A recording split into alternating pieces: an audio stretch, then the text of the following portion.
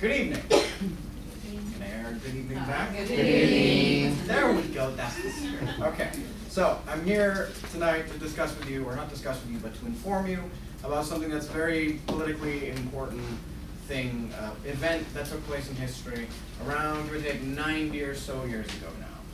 And it's something that not many people are actually well informed about in our modern society, even though how important the country it's about is so important in our modern everyday political lives, such as with like Trump and his trade affairs and all that sort of thing. And what I'm going to talk to you about tonight is the Chinese Civil War. So can I get a show of hands of how many people who know how long the Chinese Civil War actually lasted? Exactly, that's my point. Okay, so give or take about 10 or so years, the Chinese Civil War and its actual fighting components took place over the course of about 40 or so years. The death toll that took place during this war was, give or take, in the higher sorts of millions, and it took place from round about the end of World War I to around just after the end of World War II, which just gets to show you what scope this entire conflict takes place in. And to start off, I'm going to talk to you today about somebody known as the father of the Chinese Republic and the People's Republic of China, which are going to be two of the main opposing sides that you see in this coming war. And his name is Sun Yat-sen, and he was born in Guangdong province in the Chinese Empire under the Qing dynasty in about 1866, roughly speaking, depending on who you ask. And he is the one who will bring about what is known as the Chinese Revolution, which will give way to this thing known as the Chinese Civil War, which is what I'm here to tell you about tonight. And he brought about this change via widespread organization of political efforts within Chinese society over the course of about 10 or so years, and he wasn't alone in doing this. And that's why both sides of the Civil War, which I'm going to tell you about, see him as such an important figure. And so, as we get into this, I'm going to show you this map. This map right here is just one portion of the events we're going to start telling you about.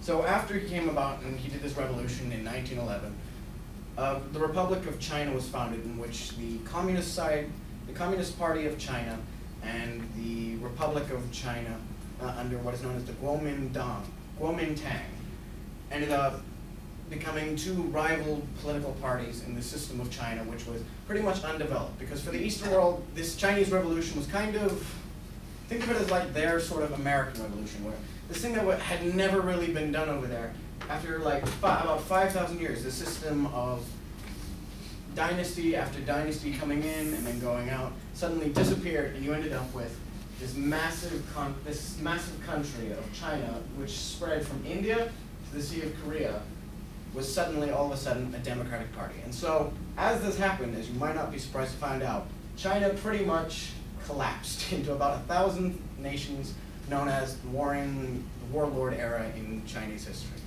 So what we find is that, according to Kroll of Extra Credits, what happened was when the president of China at the time declared himself the emperor of this broken China, his name was Yuan Shikai.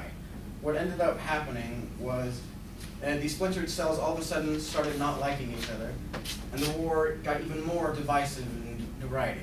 And so when we find ourselves in the 1920s, the most terrible thing that could happen during this time period actually happens. Sun Yat-sen, the father of this revolution, dies of pancreatic cancer right in the midst of his revolution, which is kind of this, it's almost like a medical drama in the fact that he's in the midst of this and then he's gone. Nobody's at the head of this thing anymore. And so for about 20 or so more years, what we find is that China is just in this massive sway where Western powers and Eastern powers like Japan alike are coming in. They're taking control of pretty much the entire coastline of China. And sometimes, in the case of the British, they came in and they started controlling parts of Tibet and southern China, and even Guangdong province, with the father of their revolution was actually from. So this is just a sign that maybe the revolution isn't such a good thing. And some people came in and started saying, maybe we should turn back, maybe we shouldn't go this path. And so what we find is that as we go into the 1930s, where the Great Depression began, as I'm sure you know, what we find is that things aren't looking up, but there are two sides majorly starting to form with the Communist Party of China and the Republican side of China, which I'm just going to call the Republic of China for simplicity's sake, because I don't know how to talk Chinese. And so what we find is that in 1935, you have the forces of Mao Zedong, who was the leader of the Communist Party of China. He and his forces take this trek known as the Long March North, from 1934 to 1935. And again, this is one of those events in Chinese history where it was such a pivotal period, and the amount of toll that it is just really goes to put forth why they call it the Long March, which is not it's not a title that you just hear, like, oh, they went up north for a few weeks. No. This was such a massive thing. Around 300,000 people died in this long march forward, whether they were part of the party or they were attacking them. 300,000 people died. If that happened in America, you better believe we'd call it something more exciting than the Long March North. All right. And so, what happened next was, of course, the year is 1934. About 2 years into this, what we find is that Japan, and I'm sure any of you who are well versed in your history of World War II know what's about to happen. Japan comes in and they start declaring that they're the rightful sovereigns of Asia and the rightful sovereigns of like East Asia and that sort of thing. And so they come in and they start attacking along the coastline, and they take this land known as Manchuria, which is this massive section of China at the time, which had roughly about 10% of the population of China. And this was such an issue for the people at the time, in that both sides in the Civil War then, they hate each other. They look at this and they say, okay, that's not allowed. How about we stop fighting each other and we form something known as the United Front against the Japanese Empire. And for about 4 or 5 years, during World War II, from about 1940 to 1946, what we find is that these two sides, the Chinese Communist Party and the Republic of China, are unified under one government, more or less, and they're fighting against the Japanese Empire. And so from this, we see many terrible things happen, as you find most often happens in war.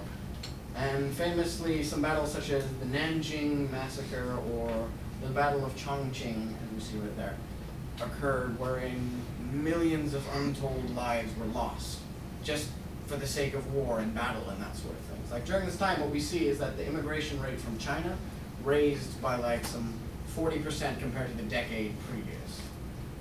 And from here, what we find is that we end up in this period after World War II, where America has successfully toppled the Japanese Empire and the government that is in there. What we find is that the Communist Party is now in this area of Manchuria, and they hold pretty much the entire north of China.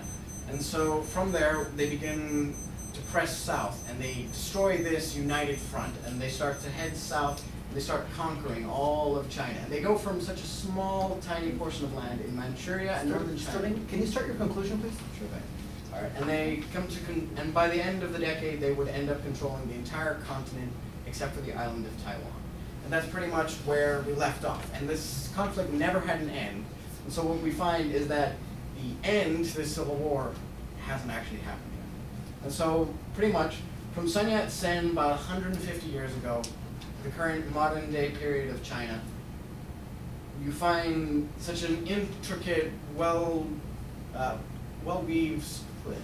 circuit of political dynamics and stuff that we just don't really talk about in the United States. So I felt it was important to tell you from Sun Yat-sen to the Great March Forward, to the Long March North, to the betrayal by the Chinese communists, modern day, this history of China that is so important to us, considering what we're dealing with in the modern times. Thank you so much.